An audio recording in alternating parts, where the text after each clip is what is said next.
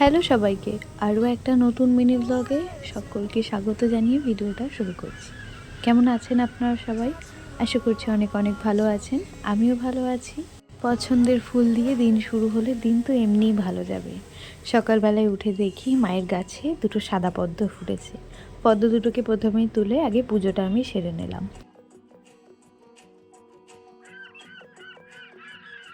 আকাশে বৃষ্টি তোর বৃষ্টি তোর মনে মেঘ জমে জানালার হাওয়াতে ছাওয়াতে মনের রোদ কমে দিন শুরু তোর কথা তুই ছাড়া তারপর এদিকে বাবা বাজার থেকে নিয়ে এসেছে একটা ইলিশ মাছ আর চিংড়ি মাছ। মা বলল দে দে তাড়াতাড়ি আমি রান্নাবান্নাটা শুরু করি। এদিকে মা ইলিশ মাছ আর চিংড়ি মাছটা কাটা শুরু করেছে। চিংড়ি মাছটা আমি কাটতে না পারায় মায়ের থেকেই শিখে নিচ্ছিলাম কিভাবে খুব সহজে চিংড়ি মাছ কাটা যায়। মায়ের মাছ কাটা হয়ে যাওয়ার পর মাছগুলোকে খুব সুন্দরভাবে নুন হলুদ মাখিয়ে ফ্রিজে ঢুকিয়ে রেখে দিয়েছিলাম। তারপর আমি চলে এসেছিলাম এদিকে আজকে মুড়িঘণ্ট রান্না করতে।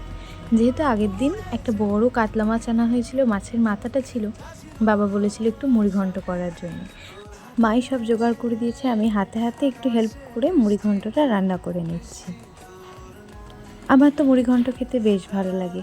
তোমরা কারা কারা মুড়িঘণ্ট খেতে ভালোবাসো সেটা কিন্তু কমেন্টে জানাতে একদম ভুলো না। খাওয়া দাওয়ার সেরে একটু বাইরে হাঁটাহাঁটি করছিলাম, কারণ পছন্দের খাবার রান্না হলে একটু বেশি পরিমাণে খাওয়া হয়ে যায়। যাই হোক, হাঁটাহাঁটি করার পর খেয়াল পড়লো আমাদের পেঁপে গাছটায় একটা পেঁপে একদম পেকে গেছে, আর সেই পাকা পেঁপেটাকে এই পাখিটা ঠুকরে ঠুকরে খাচ্ছে। ভেবেছিলাম পাখিটাকে উড়িয়ে দেবো, তারপর ভাবলাম না, দুপুরের খাবারটা যখন খাচ্ছে একদমই উড়িয়ে দেওয়া ঠিক হবে না।